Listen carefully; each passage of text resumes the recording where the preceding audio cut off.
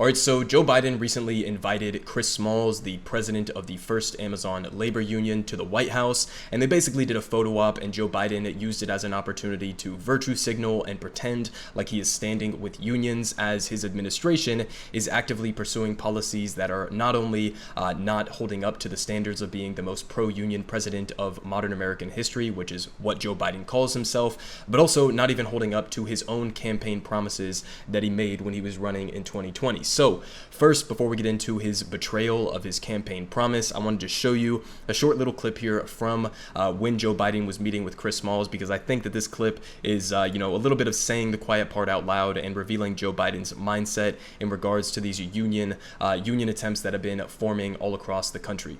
You're in trouble, man. Yeah, I am. I like you. Good trouble. You're my kind of trouble. Good trouble. Congratulations, man. Hey. I got in a little trouble by it. You may recall I was saying I'm looking forward to them being organized. Yeah, well, hey, man. But you got it done in one place.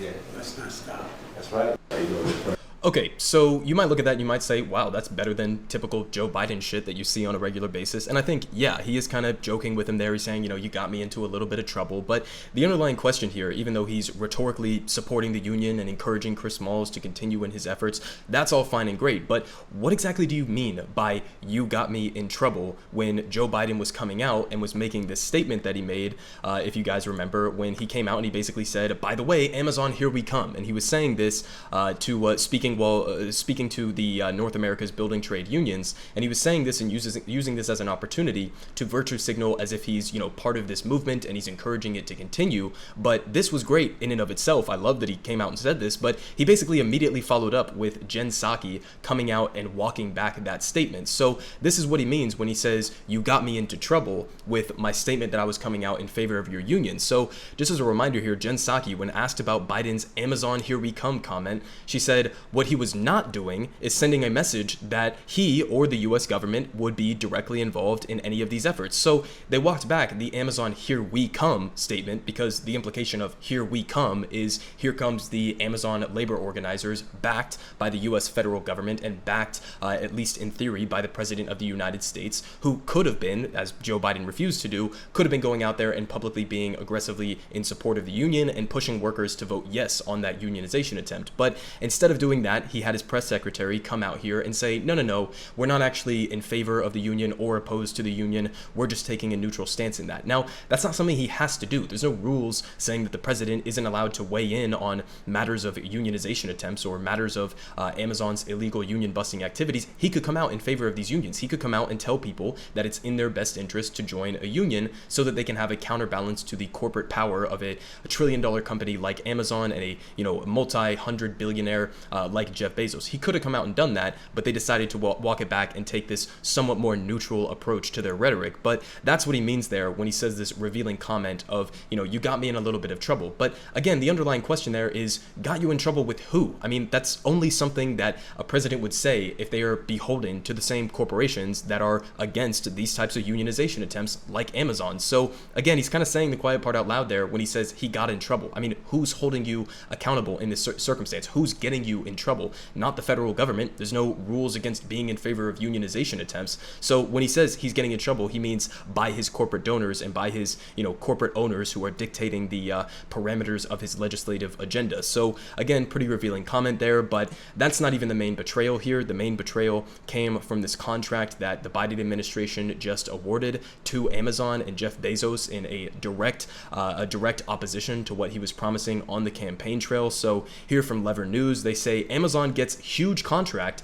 despite Biden's union pledge. So a little bit of details here. The Biden administration has reawarded a massive $10 billion federal contract to Amazon, even as the president is facing mounting pressure to fulfill his campaign promise to halt such contracts to companies that refuse to remain neutral in union elections. And Amazon certainly has not maintained neutrality in any of these elections. In fact, they've been accused by Biden's own National Labor Relations Board of violating labor laws laws multiple times throughout these attempts. But they say the contract decision came as Amazon responded to its workers' first successful union drive by busting the organizing drive that followed. And they say at issue is Biden's 2020 promise to ensure federal contracts only go to employers who sign neutrality agreements committing not to run anti-union campaigns. So a very clear promise that he was making there on the campaign trail, and basically is now immediately walking back that promise. So they continue here saying, amid revelations of Amazon's aggressive efforts to shut down a union drive amongst its workers,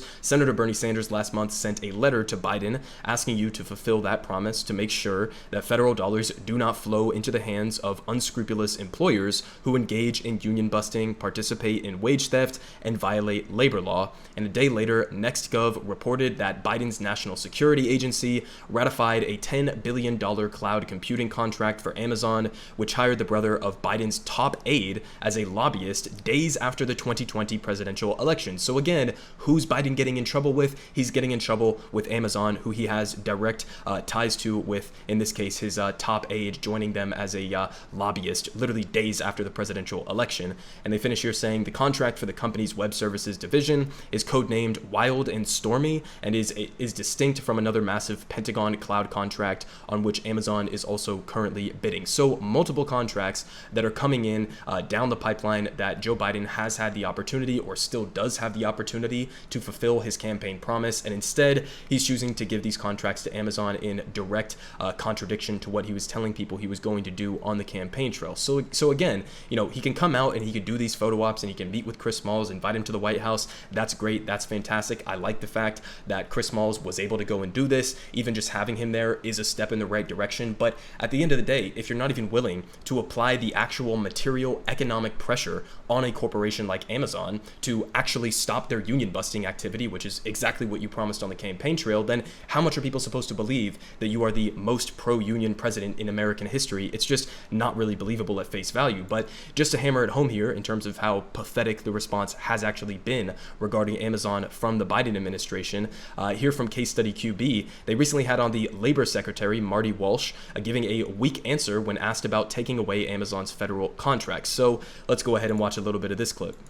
The vice president were there, I think, speaking with them at the White House. I think the president popped in, too, according to Chris Smalls. He tweeted about it. He, of course, as you know, is the guy who kind of led that whole union effort at the Staten Island Amazon warehouse.